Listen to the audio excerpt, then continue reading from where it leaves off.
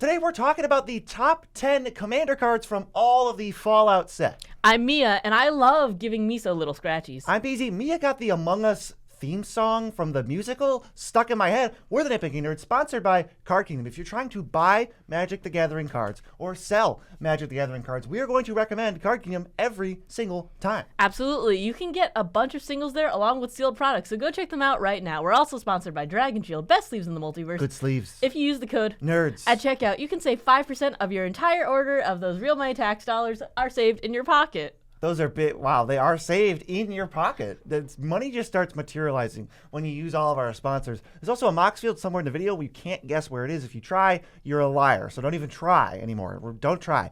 This is the top 10 must-have commander cards from Fallout. The cards that we think, yeah, they're worth buying. They're pretty good. They are the best cards in the Fallout set. I will say, in general, though, they are only being compared to the other cards in the Fallout set. I think Fallout, just like Doctor Who, was a little on the weaker side, a little bit tamer. I think there's a few reasons for that, but these cards are still worth looking at. I think there are some that really play to certain niches, but overall, if you are in those niches, they're really cool. But I think we'll go to our honorable mentions. Our honorable mentions, one of them is Watchful Radstag.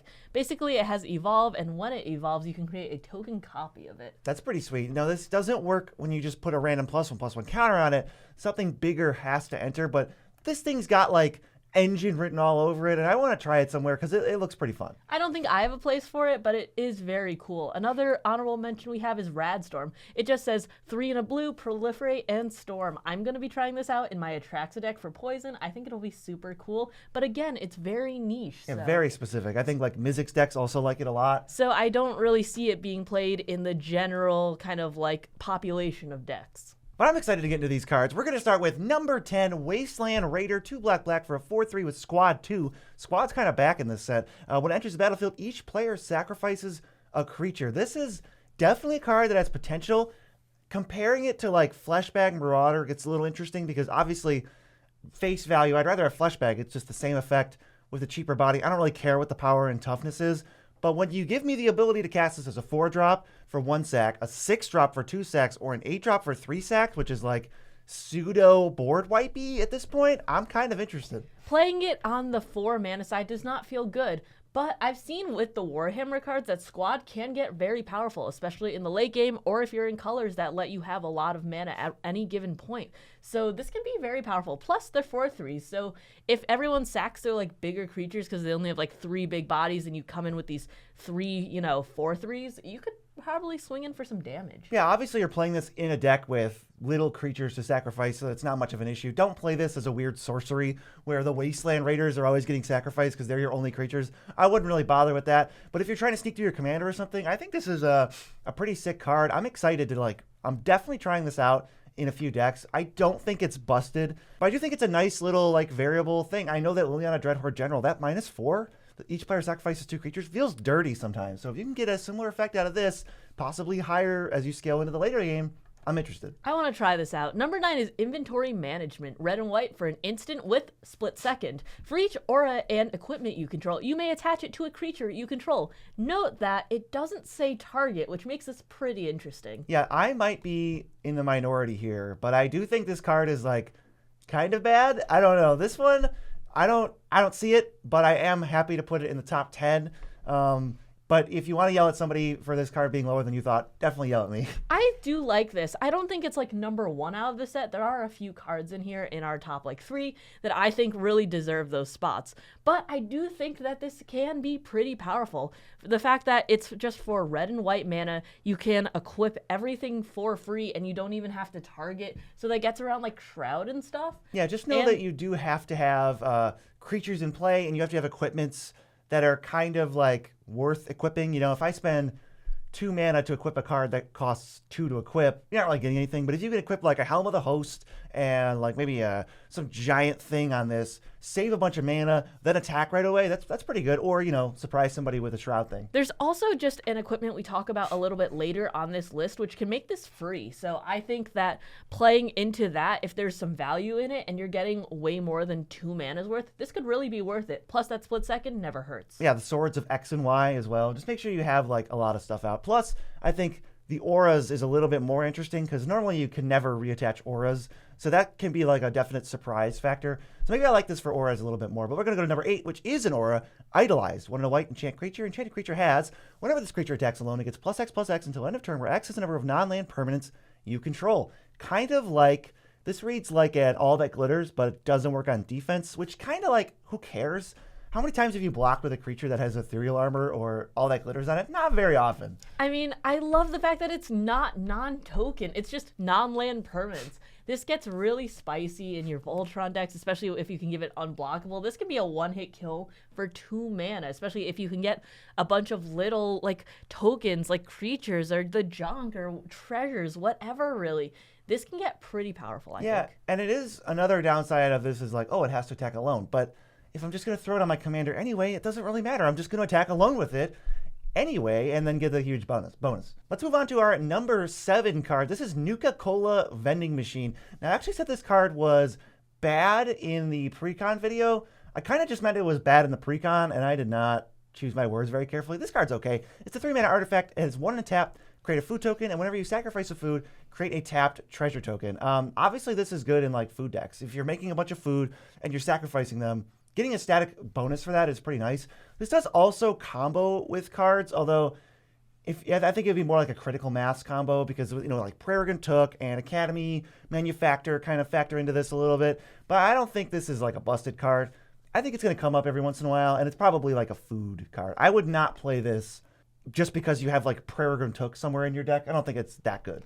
I think I agree with that. However, there are a lot of food decks coming up lately. There's a lot of dirtly little like token decks for the people who don't want to play treasures. There's the foods, there's the, you know, the power stones, there's the junk and stuff. So I do think that this can work. There's the Academy Manufacturer reprint on the list and stuff, so that's going down. I think that if you are going to be playing this, as BZ said, you do have to be in a dedicated food deck. That's what I would think. I don't think this is that powerful. I think it's okay. I think if you have a way to sacrifice a bunch of food, that can kind of turn into mana. But like for next turn, so there's still some time for your opponents to react. I think it's just a fine little role player for food decks, and it's not going to shake up the format that much. I definitely don't think it's bad, though. I wouldn't be like, oh, you're playing that if I see it in someone's food deck. Yeah, but I wanted to clarify because I was like, in the pre-con video, I was like, I don't know what I'm supposed to do with this. And I think I needed to say, I don't know what I'm supposed to do with this in an energy pre-con or whatever pre-con it was in. Obviously, this says whenever you sacrifice a food, so I think you're supposed to play it with foods. Number 6 is Armory Paladin, 1 red-white for a 3/3 trample. Whenever you cast an aura or equipment spell, exile the top card of your library. You can play that card until the end of your next turn. Simple. I like this because in Boros, it's a little bit hard to find that card advantage, and if you are in a dedicated deck, this can stack up with a bunch of cheap auras and equipments. I do love me some card advantage, especially in Boros, and I know there's a lot of choices for equipment card draw, but I think this is on the level of like SRAM and those cards that you're going to play in your deck anyway. So I like this one. I like it more than the inventory management, although I do think you might play both. You know, that's totally reasonable. That is a possibility. I think that sneaking on the inventory management can be like good little like gotcha. And BZ doesn't like gotcha, so it does make sense why he wouldn't like that It card. tracks for my character. It does, but I do think it's pretty good to avoid some equip costs, and I think that this is a good one to make sure your deck is actually running. I do run Baloth Noble Heritage, and in that Boros deck, it's a little bit hard to find card advantage sometimes, and especially in auras and equipments, I also think that without the help of green and enchantress decks, the auras might have trouble getting there with like card advantage. So this might help if you're in a not green auras deck. That's totally true, actually. I like it even more. And the trample means that if you're in a rough spot and you don't have a good creature in play, throwing stuff on this can still let it get through. It's got like that evasion.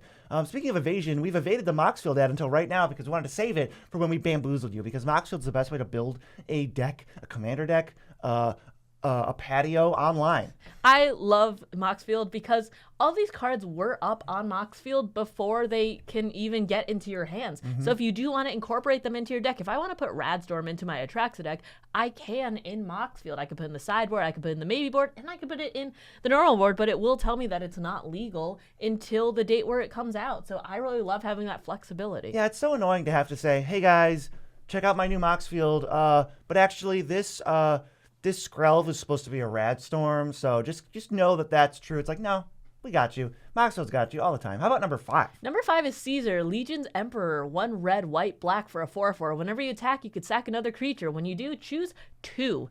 Create 2 1/1 red and white soldier creature tokens with haste that are tapped and attacking. You can draw a card and lose a life, or it deals damage equal to the number of creature tokens you control to target opponent. I think this is really fun. Mardu decks usually revolve a lot around attacking.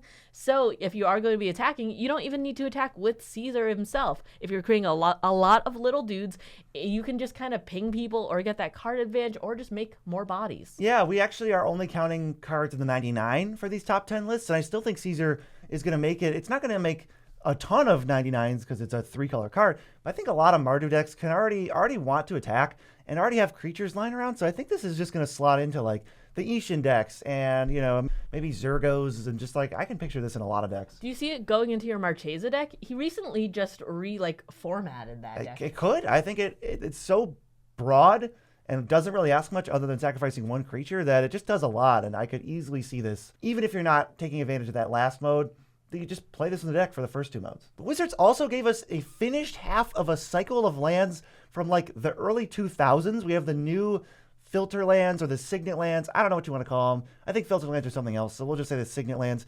They give us the enemy cycle. So we have a black-white land. It enters untapped. It doesn't produce mana except to say 1 tap, add black-white. I think that even though I normally don't play these because I don't like signets attracts and I also don't like signet lands, I really like to see that this cycle is completed. In like Orzhov, for instance, I think that these are really helpful to complete your like land package. Yeah, enemy-colored lands don't get any love, and I hope this is the start of finishing all of the cycles that they've only started with ally lands. I want the enters tapped cycling 2 cycle, please, and I also want the enters untapped if you have 2 basics cycle. Give me those in enemy colors right now or in the next year, and I'll be very happy. But this is a good start. I think enemy colored land, like 2-colored enemy color decks will probably play, 1 of these, but I would never play more than 1 of these in a deck, if that makes sense. I'm happy they're getting reprinted somewhere where it's easily accessible. It's not like Boseiju where you're going to have to fish for that rare spot in Kamigawa to see if you can get this land that you like really would like for your deck. It's like, nope, if your friend has the precon, they're not using this card in particular, you could just trade with them. You just like know where it lives, and I think that's like pretty nice to have for the first reprint or print of these. Yeah, so these lands aren't busted. They're not going to play them in every deck, but I think enemy color decks, you'll play 1 of them. How about Wild Wasteland? It certainly sounds like a land, but it's our number 3 card. I'm really excited for Wild Wasteland. I want to try it in my decks. It is 2 and a red for enchantment. You skip your draw step, and at the beginning of your upkeep, you exile the top 2 cards of your library. You can play those cards this turn. In mono red, it's hard to find that card advantage, and I think getting 2 off the top is not bad. I think it's a little rough if you're running a lot of like instants and that sort of thing if you want to be saving those, but if you're running a lot of sorcery speed things, if you're running a creature based deck, cheap cards, I think this could really work and just power you out further further than your opponents. Yeah, this is a new effect. There's a lot of new stuff in Fallout that we haven't really seen. We've got the Outpost Siege and the Visions of Phyrexia where you impulse draw 1 extra card every turn while also getting your card, but they made this cheaper, so it's cheaper to cast, but it's like double jeopardy where you got to use both these cards or you're kind of not getting your value because you are not drawing a card on your turn. So I would say, got to play this in a cheap deck where you've got a low curve.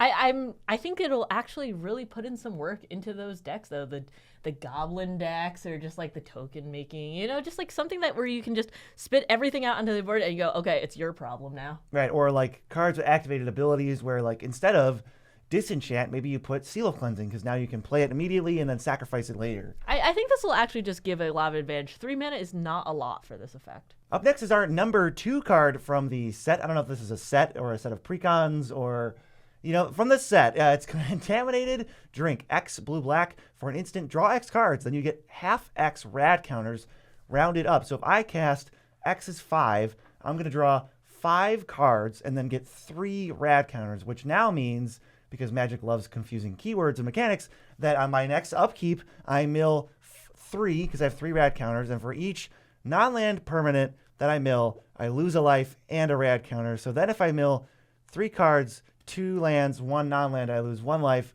and 1 rad counter. Then I still have 2 rad counters, so next upkeep, I still mill 2. Forget it. This is X blue-black, draw X cards with some other words on it. Just think of it like that, And we don't really have that a ton, so I'm kind of excited. I think that this can be a really good card draw engine in those decks when you're trying to go really fast, because if you're trying to win on the spot or in the next turn anyways, will it really matter if you get 3, 5, 7 rad counters if you're like, oh, I actually just got the winning piece right here? Yeah, don't get confused by what this card does. It's not going to kill you. You know exactly what X is. Basically just treat X like you draw X cards, then you lose half X life, because that's all that'll ever happen. Milling is an upside, especially for blue-black decks, so I'm excited to mill. This is a very powerful card, I think. It might even be a contender for number 1, but I'm not so sure at this exact moment. Ask me in 6 months, and maybe it could be number 1. But I think really solid to just pay 6 mana, draw 4. It's kind of like Stinging Study. I'm going to play Stinging Study if it's 5 mana, draw 5, lose 5, or